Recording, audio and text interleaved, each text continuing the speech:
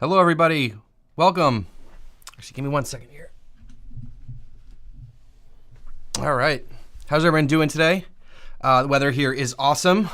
I was out clearing that tree. If you guys saw that on Instagram, I had a tree fall and spent most of the morning clearing that up. So that's what's been going on for me today. Putting down some wood chips and doing that sort of work. But it feels like spring is here in North Carolina. I know we're not quite out of it. There'll probably be another frost or two, but it's nice out. So anyways, welcome. Thanks for coming by today. Hopefully everyone's been enjoying the course, having a good time. I feel like I'm in the groove now with it. Just trying to stay on track of everything. This week was a pretty long module. If you guys didn't catch that, it was like almost 50 minutes long. So a lot of information in there. I'm really trying to put as much into each module as possible so that I'm not sending you elsewhere to get information. So I'm trying to be as in-depth as possible, as basic as I can, but I'm here to answer questions. So as I wait for a few more people to come strolling in this afternoon, well, this afternoon for me, I have no idea where you guys are right now, but just a minute to thank our sponsor, Paywall. Hopefully you got a chance to go check out their website, the stuff they sell, also the additional resources for the course at paperbot.co/Josh. Check out Diego's podcast, Farm Small, Farm Smart. Lots of great stuff in there for business and for growing information. He's interviewed hundreds of farmers. You can go listen to me on there a few times. So definitely go check out all the stuff that's going on over there. And if you're looking to pick up some stuff for the season, I recommend just go and check out what they have first. Like if you need to get a Jang cedar, a broad fork, all that kind of stuff, I would recommend go and check out what they have and show my support and then say, hey, Diego, thanks for the course. Really appreciate it. Anyways, so I don't want to take up too much time just talking about whatever. So I do want to answer questions. Remember, this Q&A is about Module 5, which is about prepping soil and creating beds. So I really laid out the process that I recommend for starting a farm in the best possible way there, in my opinion, what's worked for me. And again, following along with a lot of the themes in this course, in that I want to make sure that you're putting in as much time and energy and effort up front so that you have a successful farm. And a lot of this takes planning and time that you put in up front so that you can kind of coast and have a successful farm. So with that in mind, I think there's a lot of things in this module that are really focused on that. So let's see here. Welcome, everybody. I've gotten a lot of nice messages from people from all around the world, and people have been pumped about this. So it's been fun for me. And again, if you'd like to support my work and you enjoy anything that I've been doing the last few years, there's a PayPal link down below in the video description. If you'd like to donate, it'd be greatly appreciated. Remember, everything will always be free and available and never behind a paywall. That's not my style, but some people, if you'd like to support my work in any way, that would be greatly appreciated. So anyways, let's get on to questions. And like usual, I will take any questions related to the topic today, which was Module 5. So preparing soil and starting beds, building beds. And then at the end, if there are general questions, I'll be happy to take them and hang out for a while. I usually hang out for about hour 15, hour and a half on the live streams here. So whatever general questions you have, happy to answer those. So I'll jump right into questions. That's what I'm here for. So let me see what we got going on here. All right, Melody, welcome. Thanks for the early question. I had 30 yards of compost delivered, and from this lesson, I learned that it's not finished. It looks finished, but has manure odor. I plan on lasagna beds, but now reconsidering. So you might just have to give it more time. Make sure it's moist and fairly warm. If it's a big pile, you're probably not going to 30 yards. Yeah, you're not going to be able to flip that over unless you got a front end loader. You might have to just give it a little bit more time. So yeah, I mean, if it smells bad in any way, use your senses. And we had this problem, as I mentioned in the video, and we bought a pile of compost and we sat on it for 3 months before we put it out, and it sucked. But I knew that was happening, and so I sort of planned ahead and did that beforehand. So it's a bummer if you already are I want to build beds right now. What are my options? This method is hard because of our relying on compost. So you definitely have to keep that in mind. So I would probably not put it out until it's ready, but I'd probably give it more time. It'll probably start composting quicker as it warms up. Melody, I'm not sure where you are. I'm not sure if you have other beds that you're already rolling with. So I'd probably wait on it a little bit more. Try to let it finish composting. Probably not the answer you're looking for, but that's what I recommend. Year. The beds do shrink in height, but not that much. Maybe 20% or so, not like as much as you'd expect. And that's just because when you dump it out, it's all fluffy and stuff, and it kind of just settles down. If you're outside and not in tunnels, it might compress a little bit more because when it rains on it, it might compress, or you might lose some from erosion. How often do I add compost amendments? Thursday, full module about amendments and compost adding. I go into it hardcore, so check out that module on Thursday for sure. Ricky, welcome. Jillian. Yep, Mark, and even before I talk about specifics, which I will talk about on Thursday with bed flips and no-till practices, you can keep adding compost. You can add pretty much as you want. I mean, you don't want to go crazy because it's going to cost you a ton of money, but yeah, you can add compost whenever you want. Hi, Andrew. When should I put compost on asparagus? I don't grow any perennial crops, so I don't know the timing on asparagus and when it needs it, but again, you can add compost whenever you want. Again, the one thing is, especially with that, you probably want to add compost and then mulch with something, I would guess, depending on how you grow asparagus. But will you need other fertilizer? It depends on what's in your compost. Compost varies so much. Like in some ways, compost can be a complete fertilizer. In some ways, it can be lacking in a lot of things. So the answer is it depends, so I'm not really sure. What you could do is trial a couple different sections and do one with just compost, one with compost and something else, one with just something else, and see what does the best after the season or half a year or whatever, and then the next year you'll know what to do. So I'd probably recommend that.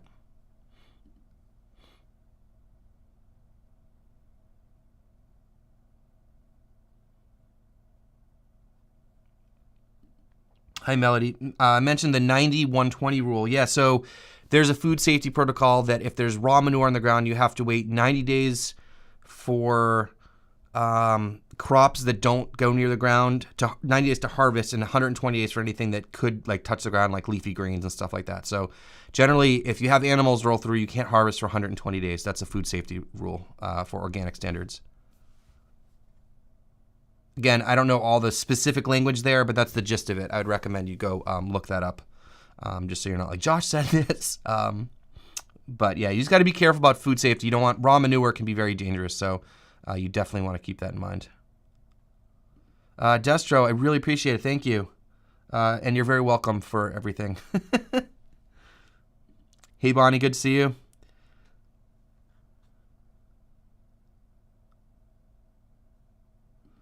The compost facility near Tampa is very carbon-based. They compost from tree companies. This may be creating problems because it's carbon-based. Is this in response to something else, P? So if your compost is very heavy in carbon, then you're going to want to add more nitrogenous materials and amendments and stuff like that. So I go through my amendment mix, which I'll talk about in the next module, but things like blood meal, feather meal, fish meal, that kind of stuff, for adding a lot of nitrogen.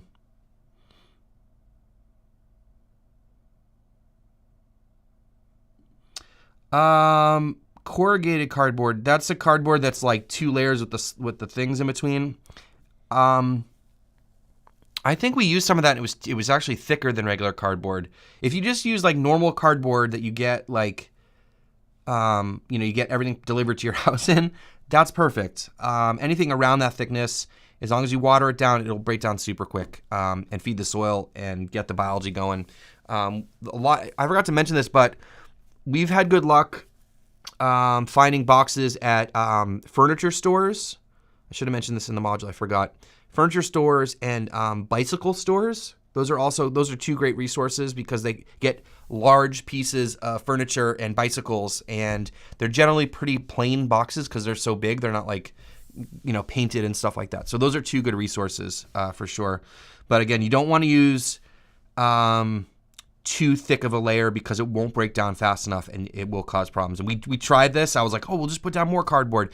If you really want to add more cardboard, I would layer it and like make like an actual lasagna, like do cardboard compost. You can do multiple layers of this, but I've heard from people that tried that and they went back to just doing the single cardboard compost layer. So,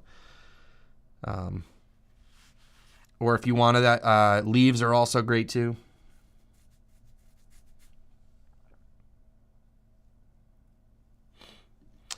Hi, Mike. Good to see you. Briefly about leaf mold in Module 5. Also, there's nowhere that offers it.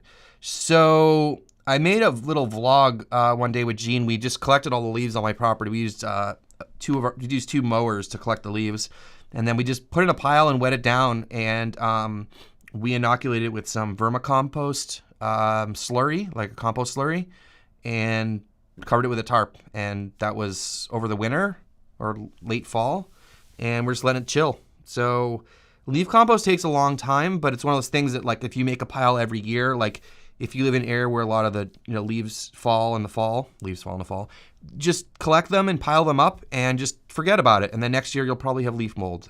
It's something that it just takes a while, but don't stress about it. Again, it's this theme of like planning ahead, doing the work up front, and then you're all set down the road. Yeah, leaves will break down pretty quickly. If you wet them down and cover it with a tarp or whatever, or not cover it, they'll break down pretty quickly. Sorry, not quickly. They'll break down on their own. It's very simple. It does take a while, though. Yep, rotted hay also works. There's a lot of options. I know for me, the low-hanging fruit here is leaves because we have all these deciduous trees, and what are you supposed to do with them? Most people want to clean them up. I usually just like mulch them back into the ground, but yeah, this year we collected them. Can I broad fork after placing carbon to improve aeration? I would probably wait till after you do your first round of planting. So do the lasagna, do the cardboard, wet it down, put the compost down, grow a round of crops, and then before you go plant your next round, that's when I'd broad fork, because otherwise you're just going to rip up the cardboard and kind of defeat the purpose of the cardboard to get that sheet mulching effect on the ground to try to eliminate weeds. So if you go through and just broad fork, you're just ripping it up and putting a bunch of holes in it from the beginning. So I probably, like I mentioned, broad fork first if you need to broad fork, which you probably do, and then put down the cardboard. And then after you've run one round of crops through there, then it's probably already broken down and gone. So that's what I recommend. Hopefully that makes sense.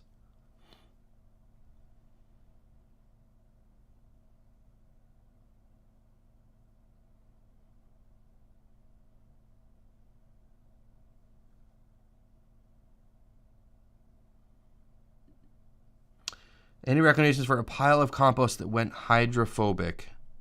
I do not. I don't have a good approach to that stuff. I don't actually. Just frequent waterings, I guess.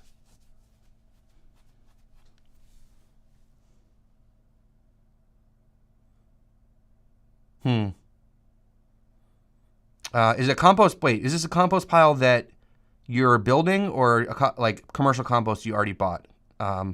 I'm not the best expert in making compost. I have a pretty simple process here, and I'll go over that in a later module, but I'm not an expert in compost making. Like, there are people that know way more than I do, so I buy it, but we do make some here. So I guess that's my question for you, is if you're making it or if it's something that you bought.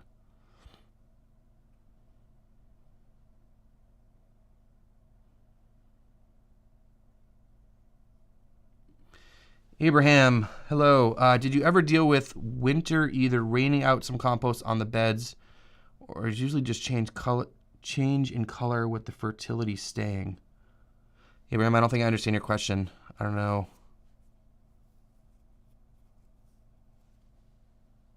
Yeah, Abraham, I don't think I understand your question. Sorry.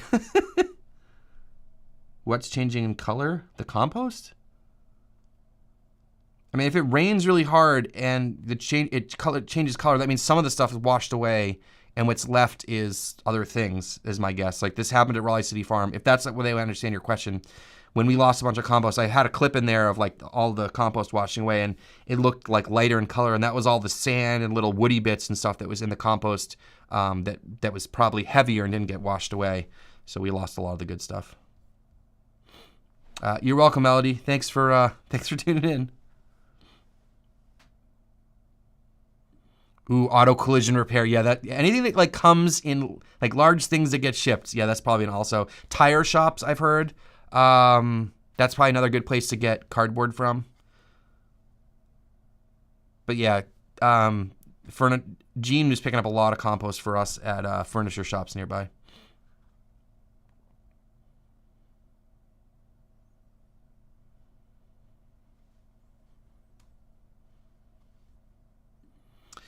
Garden Girl, growing carrots and onions, plants an elevated handicap raised bed. What should I add? Well, what's in there now? I mean, that's the biggest question.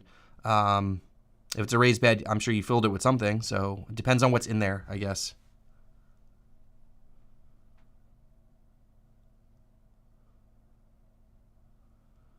We're starting our first market garden. When it's set up right from the start, we would like to consult with someone who has more experience. Who do you recommend? Oops, sorry. That wasn't on the screen. You just got to find someone that you like the style that they grow in. So, for example, I offer consulting. It's something I like overly advertise, but I do get hit up about consulting from time to time. But I might not be the right person for you. I would try to find a farmer that you like the way they grow, that really vibes with you, and reach out to them and see if they'll do some consulting. Because ideally, like you're trying to model your farm, at least initially, sort of after someone's system. So that's what I'd recommend. There's a lot of great farmers out there. So I don't know if all of them offer consulting, but that's what I'd recommend, is try to find the style that you like. For me, like when I was getting started, everyone has influences, right? And so for me, it was guys like Curtis Stone and J.M. Fortier and Richard Perkins and those guys. And I was kind of like, and Charles Dowding, and like those kinds of ideas were sort of, I was like pulling from that to make the ideas that I have now. So again, I think it's, if you're leaning one way or the other of different kinds of farming, like I would reach out to someone who you think is doing a good job and you feel is successful and you could learn from.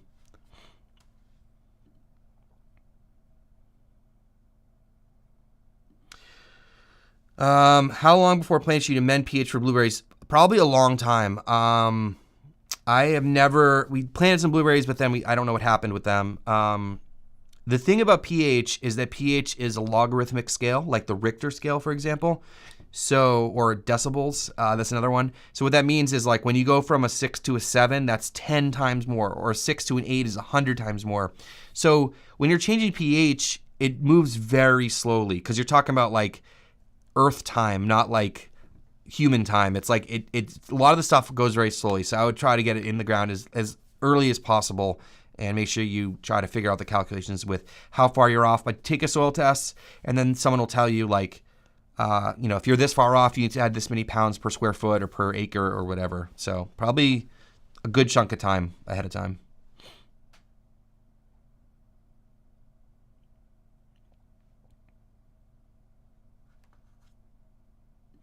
Okay, cool. This is what we were talking about before, commercially brought in. Yeah, I think like once it dries out, like you really just want to be like, keeping it watered as much as possible.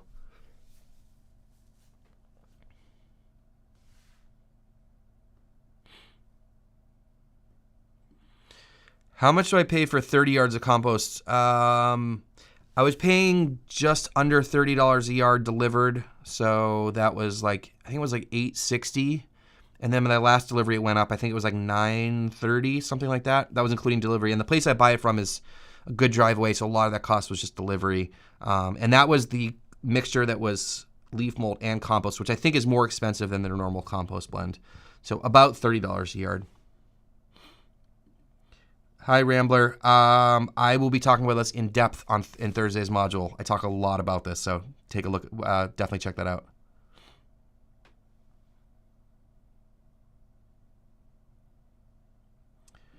Okay, cool. Yeah, this is definitely a problem, Abraham, about losing compost with erosion. I know I have talked about this over and over again. It's hard. If you're not in tunnels, there might be certain times of the year where it rains less. That's when I probably build beds. The best thing is putting wood chips between the beds to sort of hold things together. The other thing is, as I've said over and over and over again, is digging drainage ditches around your field blocks to move the water. That way, when the water comes off anything around you, it has a place to go. And so you're not having any extra water coming off the property going into your beds. It's just the water that's landing on your beds, essentially. And the wood chips will soak up a lot of that moisture. You could also cover your beds with something. I mean, like even like row cover probably would help a little bit. And it's kind of a pain in the butt for just rain protection. The best thing really is like try to find a time of the year where it doesn't rain that much and get plants growing, because as you get those plant roots in the ground and do a couple of bed flips, like it'll start holding itself together quite a bit better, because you just dump fluffy compost on the ground, it's just gonna, it's just compost sitting on the ground. There's not much like holding it together. You can use cover crops, but it's not exactly the same as a silage tarp, because if you plant cover crop seeds, the other things that are growing will still grow. So cover crops are beneficial in a lot of ways, but they're not going to smother and kill everything in the ground. There are some cover crops that have, what's the word, allelopathic? I forget what it's called. They can like send chemicals into the ground that will sort of inhibit the growth of other plants. I can never remember which plants they are, but there are some good things about it. But with the heat in Florida, don't worry about the microbes. Like, you just kill everything when it's done, pull it off. It will recover for sure. As I said, I don't know this, like I haven't done scientific tests, but I've heard from other people that it's like only in the top few inches or whatever, and the soil rebounds. You're not leaving it on for 3 years, right? You leave it on for as long as it needs, and then you're going to incorporate a lot of other organic matter and biology, so it will be okay. It's one of these things where we need to create this disturbance, right? If it's tilling, tarping, broad forking, whatever, we create this disturbance to create the environment that we need, and then we can build the soil from there. So I wouldn't worry about it. If you for some reason are super stressed about this situation and you don't believe the people that are telling you these things, then maybe tarp in the wintertime in Florida where it's not nearly as hot, but you still get plenty of sunlight, and maybe it'll take a little bit longer, but maybe the heat won't be as intense under the tarp. I don't think that it gets nearly as hot under the tarp as we think it does. I know that people use solarization for killing weeds, and that's when you use clear plastic. And that you can kill everything within like a day or two if it's warm enough. So you put like a little greenhouse kind of thing on the ground just with clear plastic. That I've heard can cause damage to the microbes in the soil, but I have not heard that about silage tarp. So that's just my take on it. It'll happen really fast probably in the summertime. So those are my thoughts on that.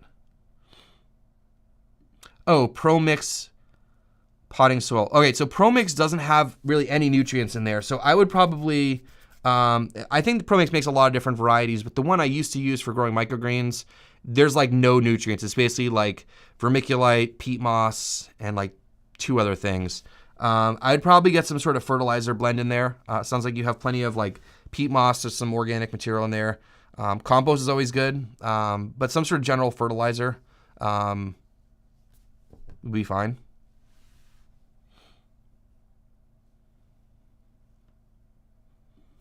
You can either go to my website, joshsattin.com, or you can send me a message on Instagram. There should be links down in the description for all that stuff.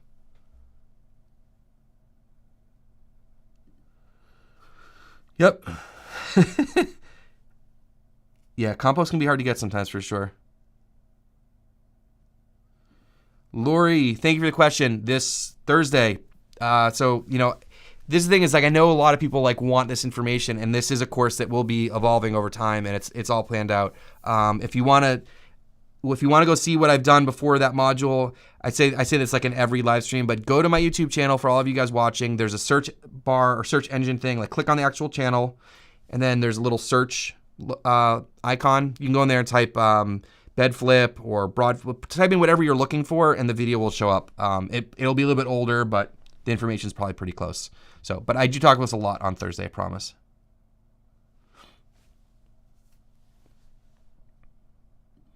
Okay, how do you deal with rocks and stones underneath the compost and cardboard? I get them out before we start building beds.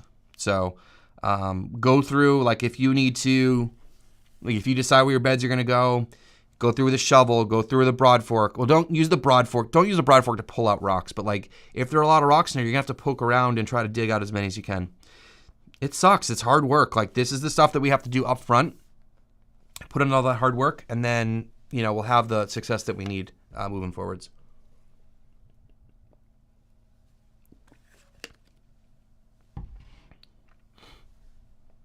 Hey Matt, this comes up all the time about glues and stuff and cardboard. I haven't had any issues. I think nowadays that people are pretty conscious about what they're using. If this is something that you're concerned about, there are other options. I mean, you could use straw, you could use leaves, you could use all sorts of other carbon sources. Cardboard in general is pretty clean. Like I personally don't stress about it. So, that's just my opinion about it, but do your research. I haven't done scientific tests to be able to conclusively tell you that the glues or whatever in there are toxic or not toxic, but I think it's pretty well accepted that it's okay to use cardboard. As I said, stay away from the glossy stuff with a lot of paint on it or colored cardboard, that kind of stuff. And then take off all the tape and staples and all that kind of stuff, or anything that, like if there's two seams that come together and you see some glue residue on there, just don't use that piece of the cardboard, just cut it out. So I always say, like, if you wouldn't want to eat it, you probably don't want to turn it into soil. Are there any types of wood chips that should not go into a garden bed? I don't put any wood chips in my garden beds, so I don't know. But the kind that I would stay away from are the ones that cost money. Whatever wood chips are free is what I use. I don't even ask because they just show up with a truck and they dump it.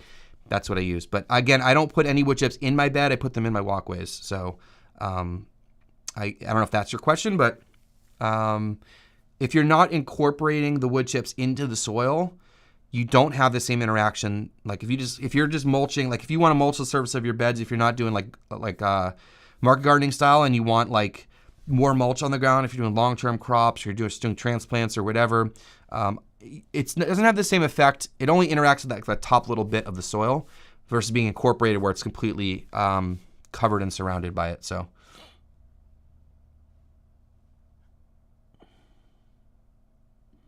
yes, Mike. Yeah, thank you. Yeah, the best thing to do is get it planted, get the plant roots in the ground. And if you're not growing, this is about the erosion question with fresh compost. If you're not growing cash crops, if it's a time of year that you can't do that, or get cover crops in the ground, get anything growing, like the plant roots will start holding it together. After that first round of whatever you're planting, it like takes a lot of form. It like starts to act like a bed. So yeah, for sure.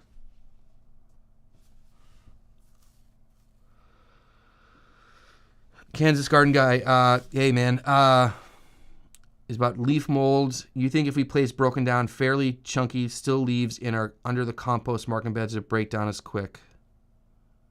All right, so are you starting like a fresh bed, like, and you're using the leaves as your carbon layer?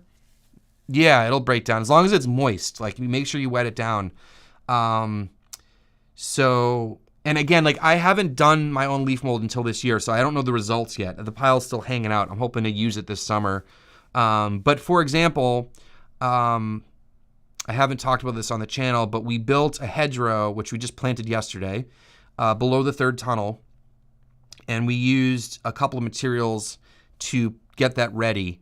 And so I was trying to do it as cheap or free as possible. So what we did is we laid down a whole bunch of leaves, and then we laid down, I had a little bit of commercial compost from like 2 years ago, a little pile I had to get rid of. So we sprinkled that on, and then we sprinkled on a bunch of homemade compost. So we just basically like layered the thing and then put down wood chips on the top.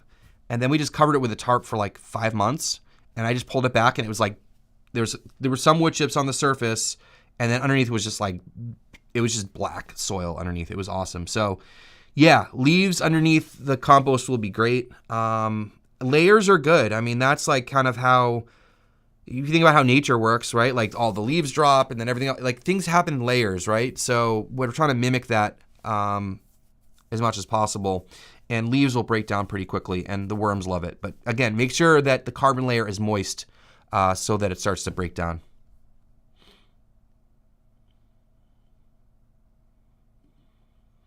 Yeah, so leaf mold, I mean, there's other options. I use leaf mold because my compost facility makes it and sells it. And also there's tons of leaves around here. So a lot of times you can call your local municipality and they're collecting leaves from local parks and streets and whatever, like government buildings, like whatever. And so they'll have like a ton of leaves. A lot of times you can get leaves just dropped off for free, and then just start making piles and you'll get to them next year. Maybe this approach doesn't work for this year, but maybe you're set for future years. So definitely call around. Like, I know some people get like huge trucks of leaves dropped off for free from municipalities and local governments and stuff. So I'd recommend that for sure. Fuquay, nice.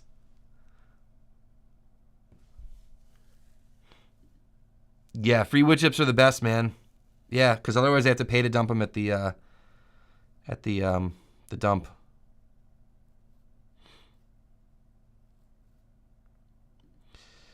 River Caraba. Let's see. Where do you recommend sourcing soil amendments after testing the soil? So I go through all my soil amendments in the video on Thursday, but I am lucky that I have a local farm store called Country Farm and Home. They're in Pittsboro, North Carolina.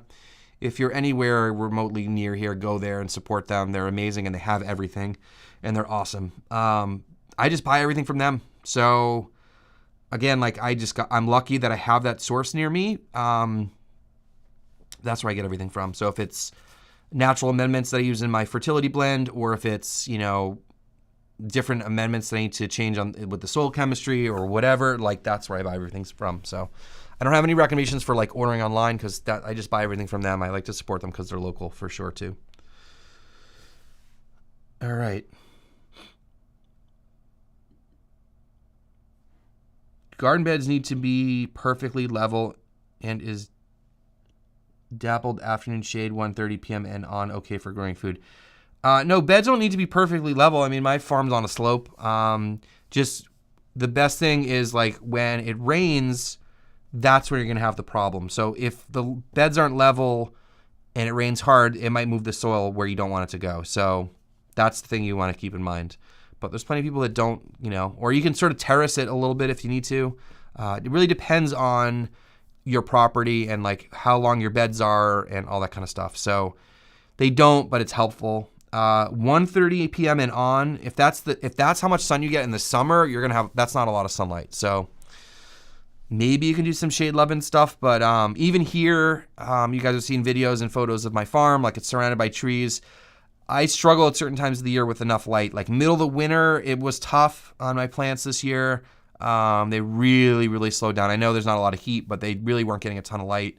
And then in the middle of the summer also, it was a little out of balance with not enough light and too much heat. So if you're getting shade at 1:30, that might be pretty tough for sure.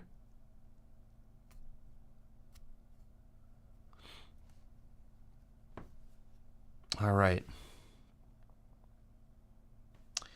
So let's get some more questions in here, guys. Great questions so far today. It's been fun answering all them. And while I wait for you guys to give me some more questions, take a minute again to thank our sponsor, PaperPot Co., sponsoring this entire course. Diego and PaperPot Co. have made this entire course possible, and I really couldn't thank them enough. This is something I've wanted to do for a long time and never really had the support to do it. So again, if you're looking to pick up some stuff, go check out what they have. Check out the podcast and also the additional resources that are over there at paperpot.co/Josh. So again, thanks Diego and PaperPot. All right, so you guys have more questions about this module. I talked about prepping ground, talked about building beds using the lasagna method, talked about wood chips. What else did we talk about? All the process with building beds. I mean, it's a pretty simple operation for sure. I think hopefully you guys got to the point where it was towards the end of it, but talking about like how you manage the walkways if you don't use wood chips, because you just need to have a game plan with the walkways for sure. So questions on that kind of stuff.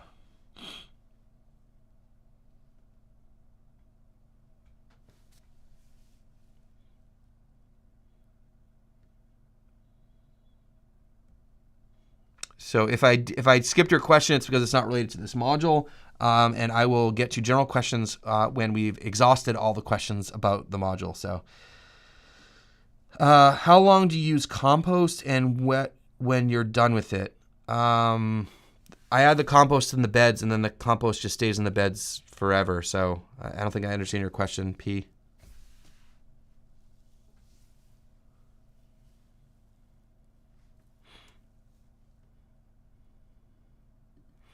Have a local family-owned store, but must confirm what's organic. Yeah, if you're needing organic certification, then you have to be careful about all your amendments. A lot of times with these, especially the small stores, if you know you need something ahead of time, like they might be able to get what you need from a certain distributor. And so say, hey, can you order me organic alfalfa meal, or can you order me organic whatever? And they'll go, yeah, but that won't be till the next delivery, which is in 2 months, and you can plan ahead. Or there are places online too to order from, but you know, if you want to support people locally, I'd probably try to work with them like that. Hey, Chris, good to see you here. Talking about farming, not cameras today. Weren't we just doing this yesterday? No, just kidding, Chris.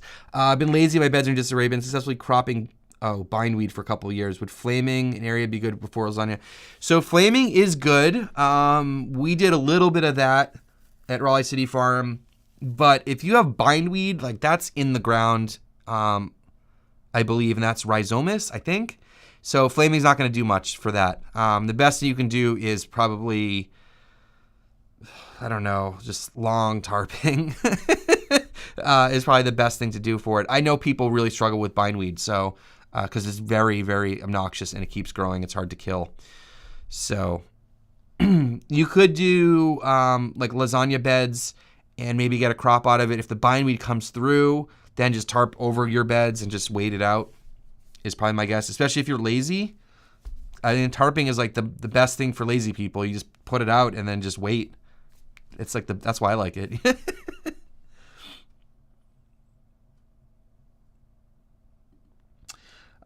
Let's see. How to store the salad shrubs. That's a great question, Tina. We just piled up the salad shrubs yesterday, and I don't have a good method. One thing I've found is just making it fold up nicely is just like start at one end and just drag it all the way across. So you have like basically like it's folded over 50%, and then grab it from the middle and then go back so you have a quarter of it, and then back again. You do that a few times, and then you'll have it fairly easy. And then when you undo it, you just grab like the top piece and you can just walk it back, and it usually undoes pretty well. But storing them, no, I haven't figured out a way to do that. They're large and they're awkward when you're not using them because they're huge, right? So we just have it folded up, and I just have a place that they're just chilling. I'm gonna have to figure out a place to keep them, but I'm gonna be tarping my beds in, let's see, just over 3 months, so I don't want to move them away too far. They're very heavy, so keep them in a place nearby, I would say. If you're someone that's going to be tarping like one field block for over and over again, like every winter or whatever, I would probably just pull them back like to the edges of the bed and just like leave them there with some weights on them, kind of like bunched up or rolled up or something. Probably not rolled up. That would probably be hard to do. And then you just pull them back out. I think that's what J.M. Fortier used to do, at least on his field blocks. He would just like pull them out to the sides because he'd have like a tarp for each block, and you just like pull it across. I think. He's probably changed things since then.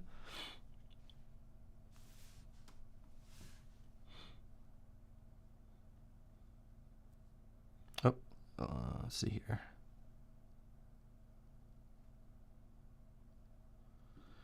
How do you get your soil to be crumbly? Is crumbly a good thing? I'm not really sure.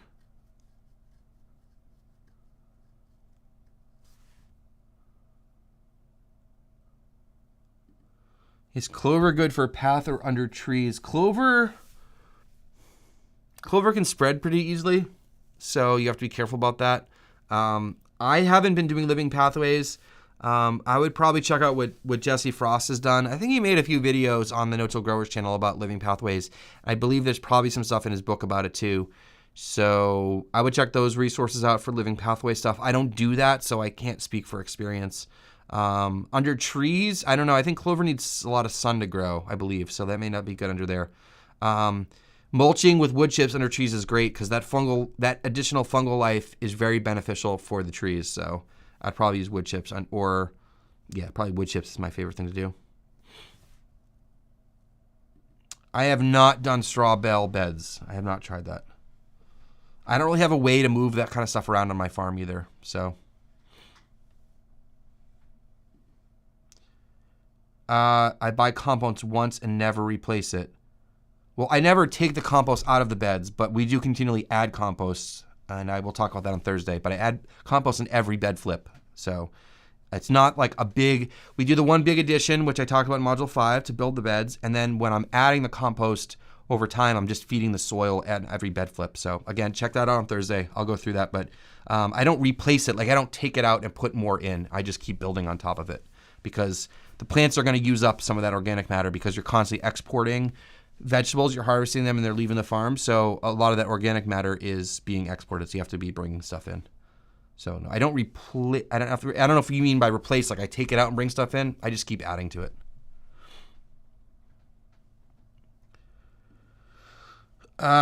Taking down trees both on my and my neighbor's property. No, I would call an arborist and talk to them and make sure like there's legal stuff when you start cutting down trees in people's land. You just gotta be really careful about that stuff. All right, Chris, I'm mainly worried about the seed that's been ignored. 1 year of tarping did great for one zone. What seed? Are you talking about like the bindweed stuff? I guess I'm confused with your question, Chris. Yeah, I guess Gene's commenting on what I was just talking about. Yeah, the compost just becomes part of the soil. So it's not like you have compost. It's like it's all part of the same thing. Tarp folding is an art. Yeah, that's worked really well for me. As I said, like, yeah, if you have like it all stretched out, just like start at one end, pull it back, and then you have it like you'll have it go like this, like across, and then take it from the creased part and bring it over, and just keep doing that, and then you can like fold it a couple times once it's all like short enough. That's worked really well for me, and it keeps it pretty tidy. All right. Good questions today, guys. Appreciate stopping by.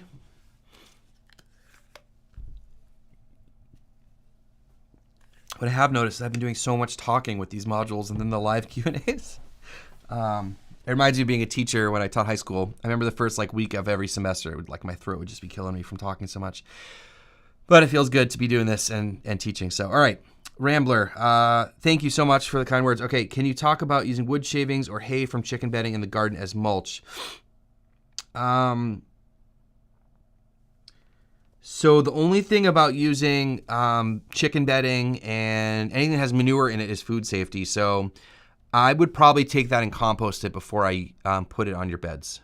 That would be my personal opinion. Unless you're doing stuff that you know you're not going to harvest off of for a long time, that's the only concern I have of it. Like everything, in my opinion, should, like if it has manure in it especially, should usually get composted before it gets applied.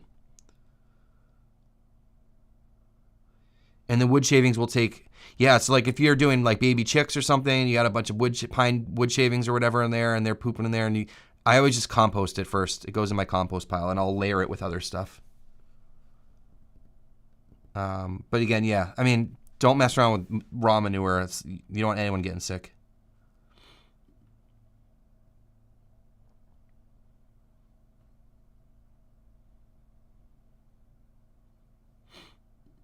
Nelson, what do you consider in choosing types of bed edges to use?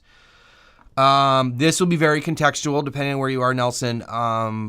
For me, I build raised beds like you saw, hopefully you saw in Module 5, and then I just fill in between the beds with wood chips, and that kind of holds it together. So I essentially have raised beds, but they don't look like raised beds because they're filled in with wood chips. That's my favorite sort of setup. But if you're in an area where you have to have like legit raised beds, it probably depends on like what you have in your area. You could use wood or concrete. I know you can grow food in lots of different things. But for me, like in my situation, I like the wood chips. Hopefully I answered your question, Nelson. Thank you, Sheena.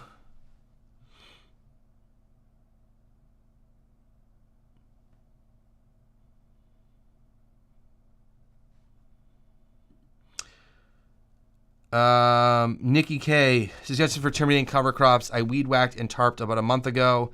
Still seeing greener. Yeah, because you tarped. I don't know where you are, Nikki, but I'm guessing you're in North America. So, or I assume you're in North America. It's still March. So, as I said, like tarping is not fast unless you're in the middle of the summer. And even so, like a month is very, very fast for killing things that are growing. So, mowing as low as possible, adding moisture, and then tarping, and then you just got to wait. If you're really eager to build beds on top of the cover crops, then maybe you could build a few. If the cover crops start growing through, then you just tarp and then wait in the summer.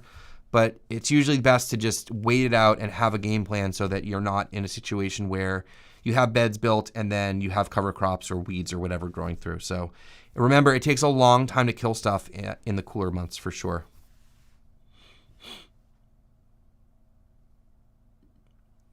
30 years, geez. Yeah, I mean, I kind of just take the same approach with all this stuff, like smother it out till it's really weak or dead, and then just building on top, and don't disturb the soil. That's the key. Is bindweed one of those things where if you grind it up with the tiller, it like becomes like 80,000 times stronger? Is it one of those things?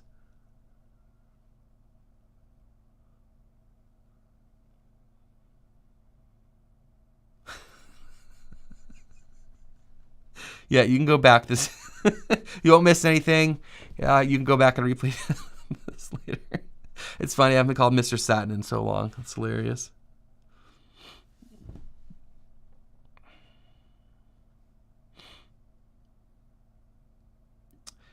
How do you prep beds with living pathways? That's a great question. So I haven't done living pathways, so I really can't comment on that too much. But I'd probably, you're trying to grow plants in there, so I'd probably prep it the same way. I mean, I probably would still use some soil in there. I'm not sure if there's a different approach. You probably wouldn't. Yeah, I don't know. I'd probably kind of work with the native soil more just because I don't want to be adding compost just for the walkways.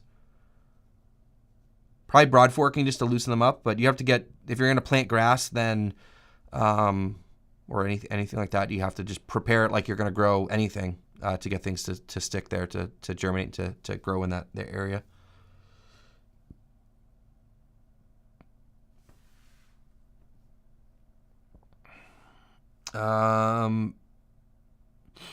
Do you or anyone have problems with amino pyralid weed killers I don't know what that is.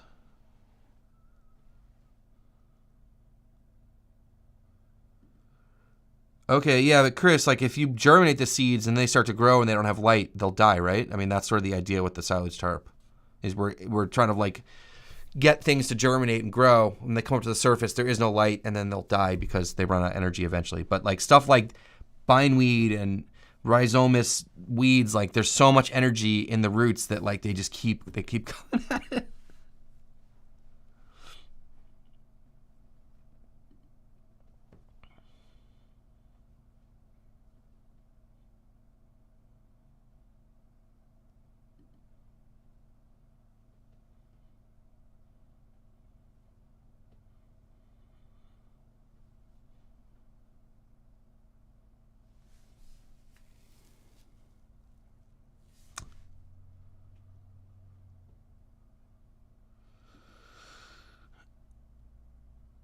Cool. Yeah.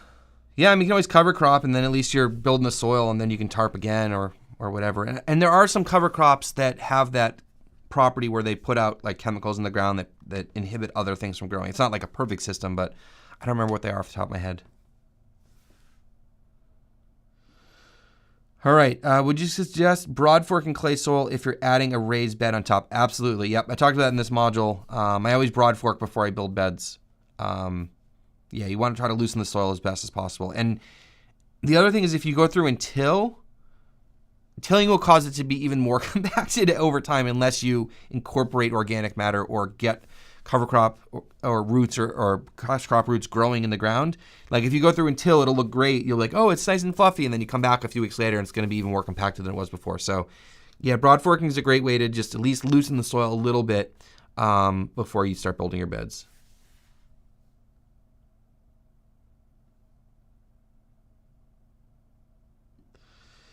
Yeah. Okay.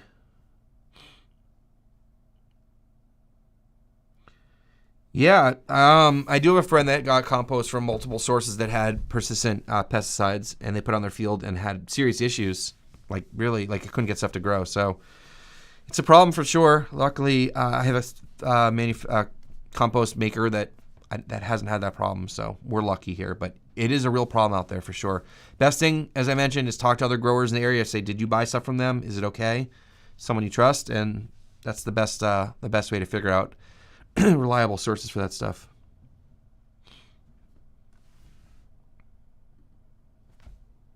Absolutely.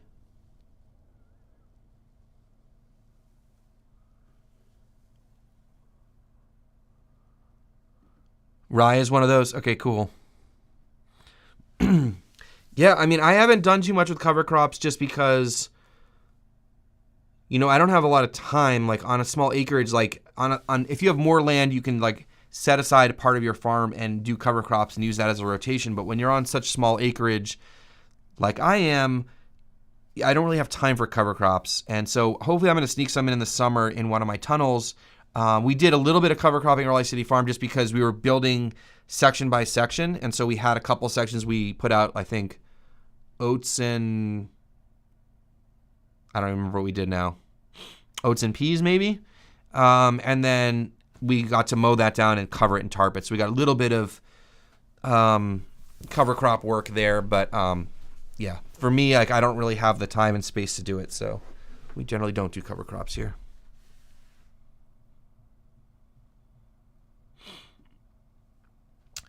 After soil test, do you recommend amending the native soil or add the amendments to the compost? If you took your soil test on the native soil, that's what you're going to want to amend, right? Because that's what you check your test on. So I'd probably put the amendments right on the soil, or as you till it, or whatever you're doing to prep it, and then rebuild your beds. If you took the soil test of the compost, then I'd add the amendments to change the compost. I'd add it to the compost as you build your beds.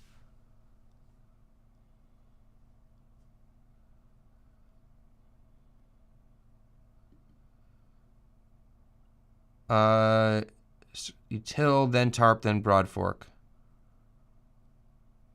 Yes. Yep. That's what I laid out in the video. Yep. Make sure you take the tarp off before you broad fork. I'm just messing with you. But yes.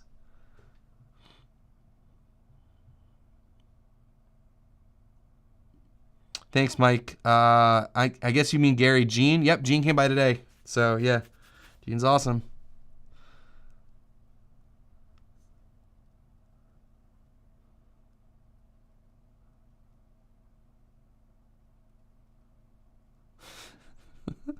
That's awesome. Yeah, that's the best thing. Like, if your farm, this is a great thing to talk about, Chris, because if your farm or your garden, like if you're just homesteading, gets out of control, like, and life gets out of the way, like Chris says he's got 4 kids and he's just like, wants to do all this like growing and canning and stuff. It's like, if it just gets out of control, just like put a tarp on it and get to it when you get to it. Like, I don't know, stuff catches up to you. So anything you can do to just simplify your life, big fan.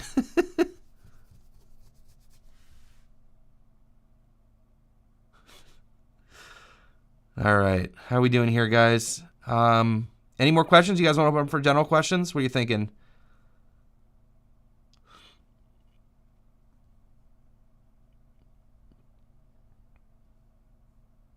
Okay.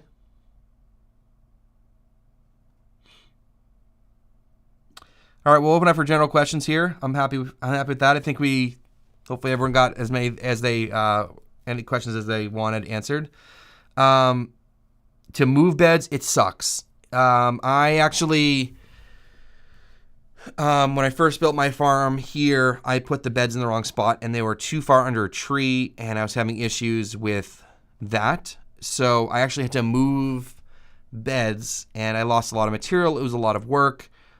No, take your time. You're not going to always have the right layout and idea from the beginning, but really think about it. We're trying to build permanent beds. Like once we create a disturbance, we're trying to not go in there and disturb it anymore. So that's what I really recommend. Don't think you can move beds. Like that's really hard to do. It's a lot of material for sure.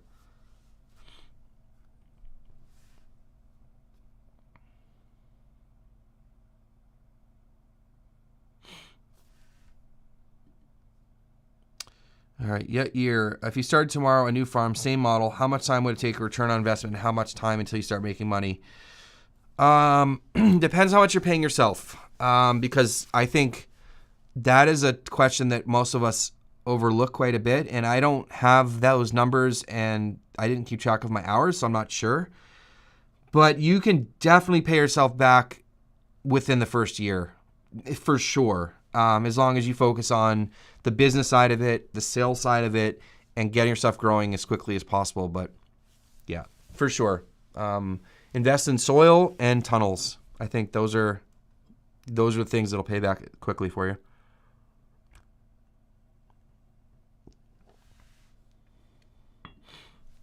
Nice.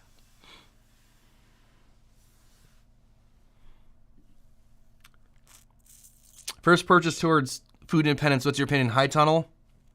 It depends where you live, but probably. The thing about the tunnel is that it just takes so much variability out of your growing. Like, you have so much more control with a tunnel. And I know a lot of people think like, oh, tunnels are great for extending the growing season into the winter. But they also help with heavy rains and they help with windy days and erosion and all that stuff. So I'm a huge fan of tunnels. Tunnels and soil are, in my opinion, are the best investments.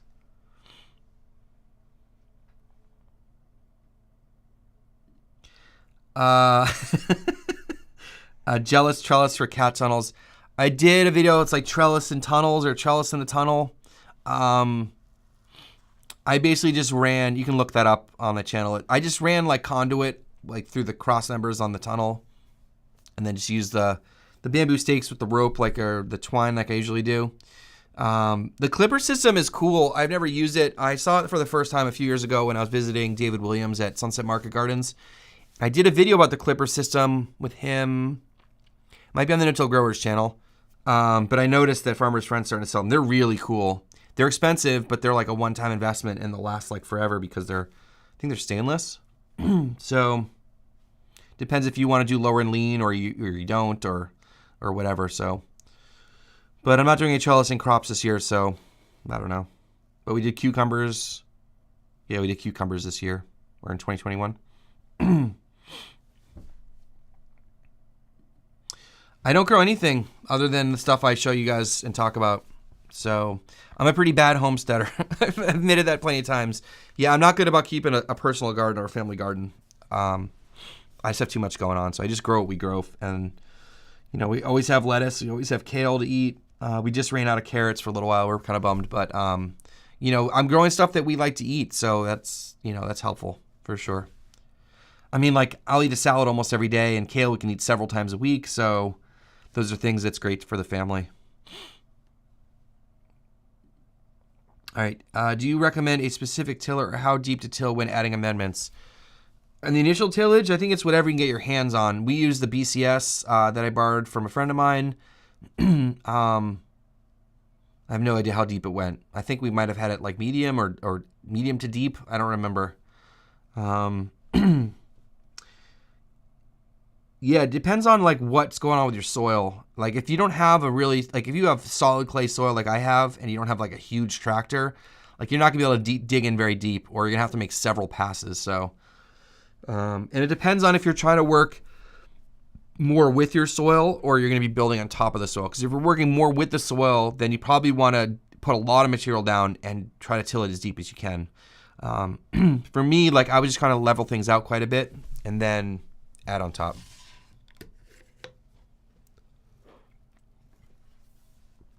All right.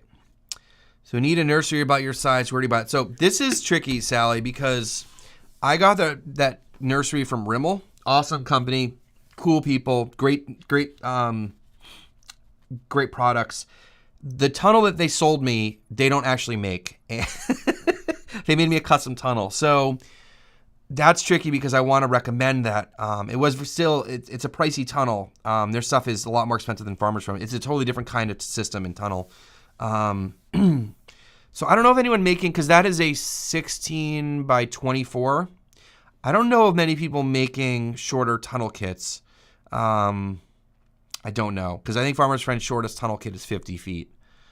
You might be able to call them and see if they can make one smaller. I don't know if they do custom tunnels. They're probably just cranking hard right now. You could also build them yourself, but generally that's more expensive.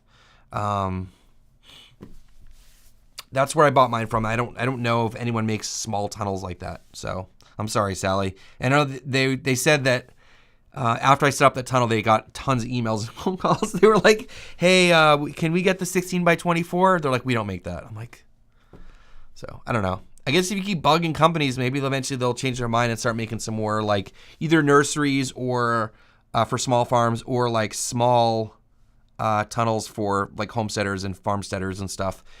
The other thing you can do is just use a section of your other tunnel if you want for a nursery. You can either, cover 10, 20, 30 feet in one of your beds and just put out tables there. You can do that too if you're in a pinch before you get another structure up. So that's an option too.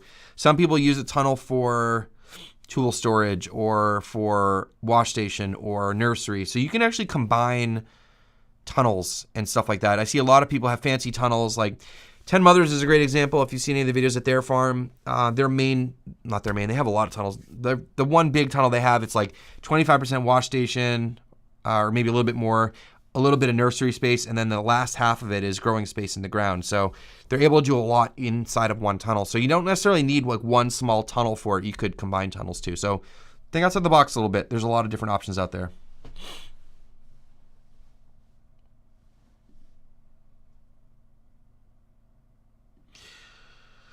I haven't had a fire ants problem, so I can't help you with this. I know people do. I haven't heard a great solution. We haven't had that problem yet, so I don't have a solution for you for sure. I'm sorry about that. If I personally had a fire ant problem before I started building beds, I'd probably let animals graze in there for as long as possible, and try to rake like chickens or whatever would go and probably eat most of that. That's what I'd probably do like ahead of time if I had that problem. But again, I haven't done the research because I personally haven't dealt with it. So I don't have any suggestions for you, unfortunately. How would you encourage more composting in urban city areas? That is an awesome question. Awareness, education, man, it's just like community development and stuff. That's hard. I don't have any expertise in that. There's compost companies, and that would take a lot of money to start a company, but like there's one around here that people pay a service and they collect the compost from residents, residential homes and businesses. It's called Compost Now. Really successful program. So it could be a business thing.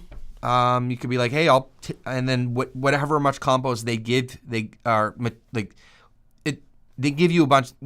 All right. So if you're a customer, they pay you, or you pay them to come take your compost, and then you get back a certain amount of finished compost at the end of the year. So they take your kitchen scraps and stuff, and then you actually get some compost. So I don't know. You have to figure out like all of that stuff. I would look at other models that are out there and maybe reach out to them and see if they can give you some advice. Yes, I used to grow tomatoes. I only grew, it was like 2 seasons. The second one I was growing all indeterminates, cherry. I was just doing cherry tomatoes. How to support indeterminate varieties. There's a video I did. I laugh because it's the biggest video on my channel. Trellis to make you jealous. There's a bunch of trellising ideas in there. I'd go check that out. I use T-posts and electrical conduit, and some PVC couplings. I would check that out. And if you want to do indeterminate and do lower and lean, then I recommend either the tomahawks. I forget what they're called. It's like a spool of twine. It has like a hook on it. Probably tomahawks. And then, or the clipper system, which we were talking about before. I would stay away from a cattle panel hoop house, unless you're like super small. Like I had a DIY tunnel that I started the farm with, and I've made videos about it. And I've been very open with the fact that it was a terrible idea for me. It was probably the same cost as a Farmer's Friend tunnel. I spent way too much time on it, and it was totally inflexible. There are ways to save money, and there are sometimes it's just like just buy the kit because it's everything, and you like have less stress. So it depends on what your goals are, Matt. Like if you only need to cover a small area, sure, like give it a shot. But in terms of like anything commercial or, ability to like open things up easily, and how much time do you want to spend? How many trips to Lowe's do you want to make? Like, those are all things that get me for sure. And what got me in the end was like I added up what that tunnel cost me, and then I looked at what a comparable Farmer's Friend tunnel, and they were like the same price. And I was like, okay, I made a mistake here. So I haven't built one of those though. Hi, Nelson. All right, so crop rotation. The way I handle crop rotation is I focus on soil health more than anything else. So my soil is as healthy as I can possibly make it. And then what I do is I just don't plant the same family of crops twice. So if lettuce is coming out, I'll put in carrots. If carrots are coming out, I'll put in kale or whatever. So I just don't follow the same crop with the same family.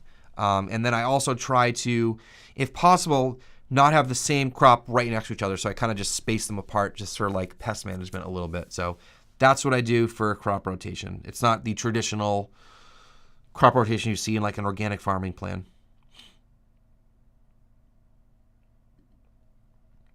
Yeah, I use biochar in my fertility mix. Coming on Thursday. You can order cats. Oh, I don't know, Chris. Yeah. I'm sure you probably get creative with the stuff. All right, Gene says boiling water works well on fire ants. Okay. Yes, squirrels are an issue on my farm. That's why I don't grow tomatoes anymore. They ate all my tomatoes. Yeah. My main pests here, squirrels, bunny rabbits, deer for a little while. We put up some fencing and sort of broke their rotation. Groundhog was a problem. We got a lot of those kinds of pests here. Yeah, squirrels are ridiculous. There's so many squirrels here. They literally ate all my tomatoes, so I stopped growing them.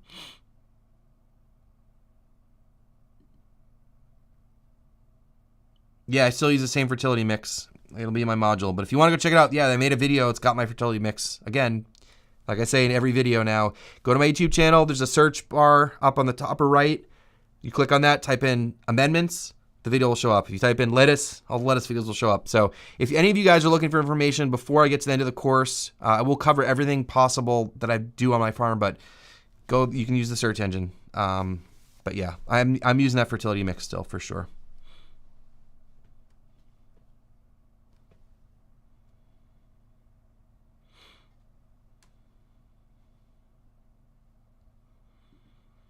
Mole crickets. I don't know.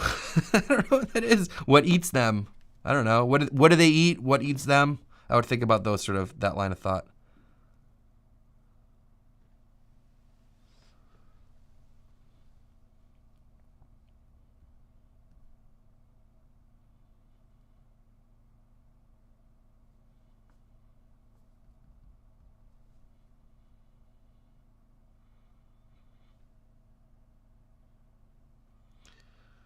All right.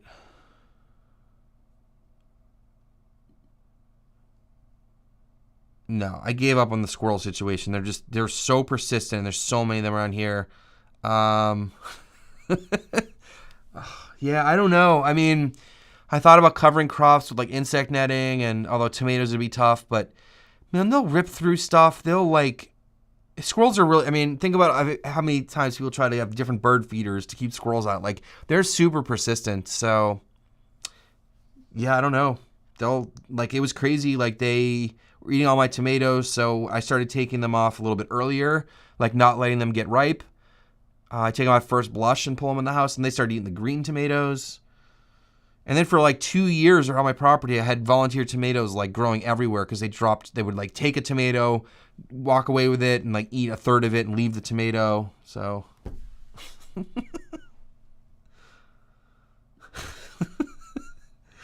yeah, if you guys don't know, I have another channel. It's all about videography, content creation, and camera gear and stuff. So if you guys are interested in any of the stuff that I like behind the scenes about my content creation stuff, there's a link down below if you guys want to check that out. Chris was commenting on it because I was doing a live stream about that yesterday.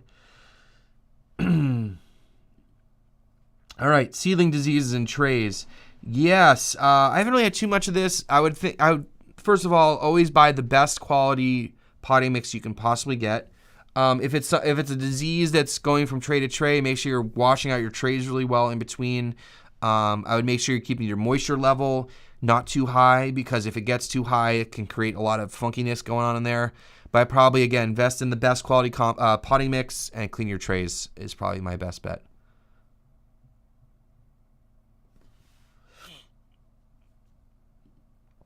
Wiggler worms for composting. You know, I've never bought worms to add to a compost, but every time I go in the compost bin, it's full of worms. So if you're trying to do vermicomposting, I don't have experience with that, but you can probably do some research and figure out the best worms if you're doing like a strictly composting situation. But otherwise, the worms will find the compost bin.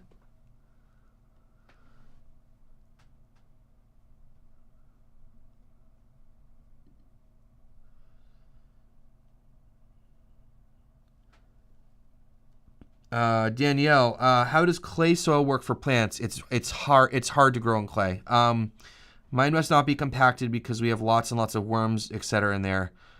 Well, if the worms, I mean, if the texture's fine, then plant in it. You see how it does. But generally, if you have clay, it's like super compacted, and like here we have like orange clay, like it looks like pottery, like it's ridiculous. And so like I couldn't even plant in the ground, like it's solid as a brick or solid as a whatever. So adding the compost is what allows you to plant in it, and that will get incorporated over time into the clay soil and work with it. But give it a shot, see if it plants. The thing is, like with clay, you're gonna have to go through and plow before you can plant, probably, because for me, like I know I couldn't rip a cedar through the soil that I have here natively. So yeah. But the benefit about clay is it usually does have a lot of nutrients in it. It holds on to a lot, so it does hold a lot of moisture too. Oh yeah. Yeah, you can cover stuff with insect netting. It kind of gets hard with like big crops, so if you're growing like big tomatoes.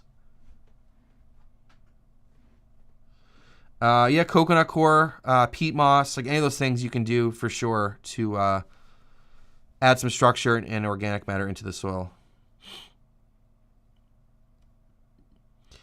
I don't grow anything strictly as a natural pest deterrent. I will make a video about weeds and pests.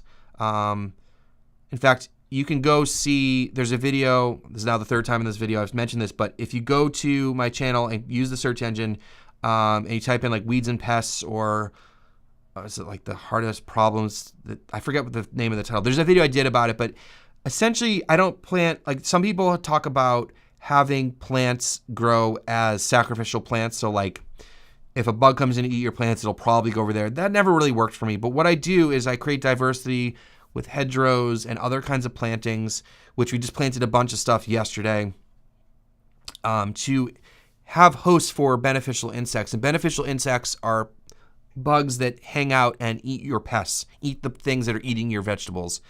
And if you don't give them a home, like let's say they're in there and they're eating a pest on, let's say, your lettuce, and then you pull out the lettuce, well then those bugs that were hanging out there eating the bad guys, they have nowhere to live. So we want to give them as much habitat and diversity as possible around the farm.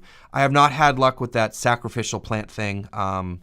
Maybe it works in some situations, but that's how I approach that. And then planting things at the right time of year.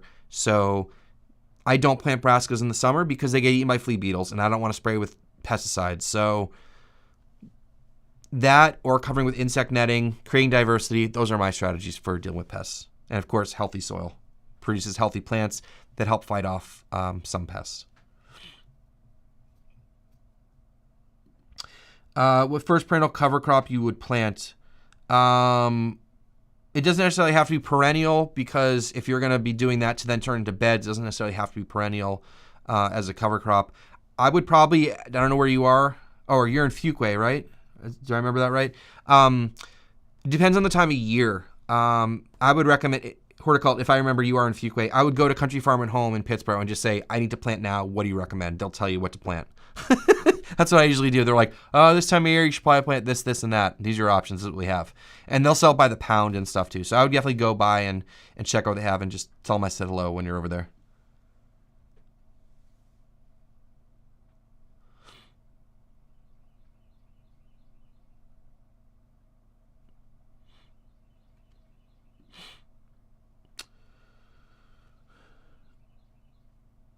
No, all my crops get the same amendment mix. Now, I'm going to go into this heavy in Module 6 on Thursday, but when you're amending your beds, you are not necessarily amending the bed for that planting. You're amending the bed for future plantings.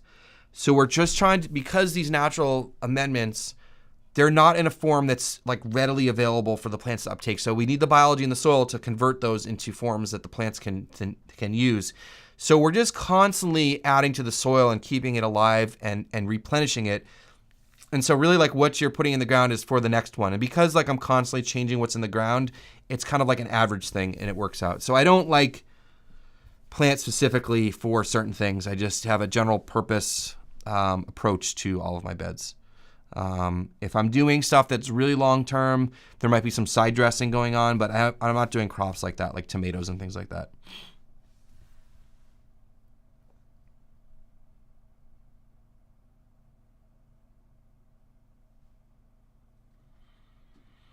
Nice. Yeah, Diego's got a lot of content on that stuff, both on his YouTube channel and probably, as you said, on the podcast too.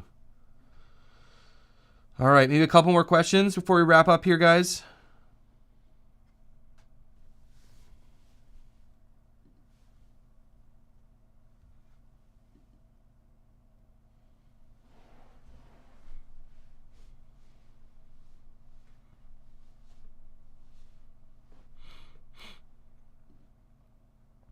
Pros and cons of unraised beds.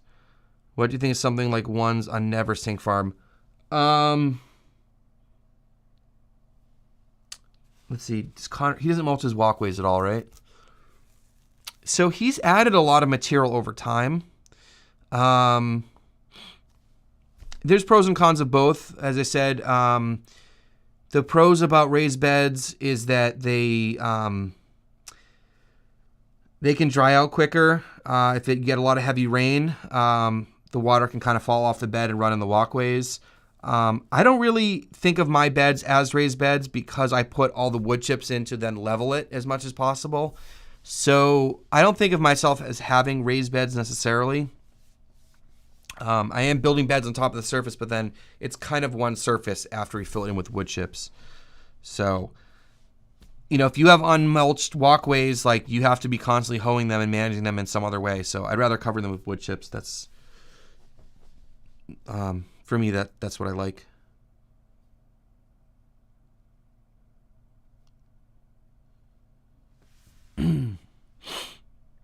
All right, Chris, best time-saving hacks you've recently made. I think these are a lot of the little things on the farm, which I think let me take a look at what I got coming up.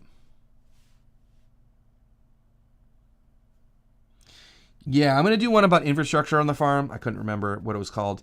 And I'll go through a lot of those things, but there's just a lot of small details around the farm. If it's like putting a garden hose somewhere, putting a shutoff valve, putting the compost bins. Like I talked about farm design, like putting the compost bins right next to the tunnels, putting the tools right next to the tunnels. All those little things add up to so much time saving, like minimizing footsteps and really thinking about the workflow on your farm. I think that's really what I think about a lot.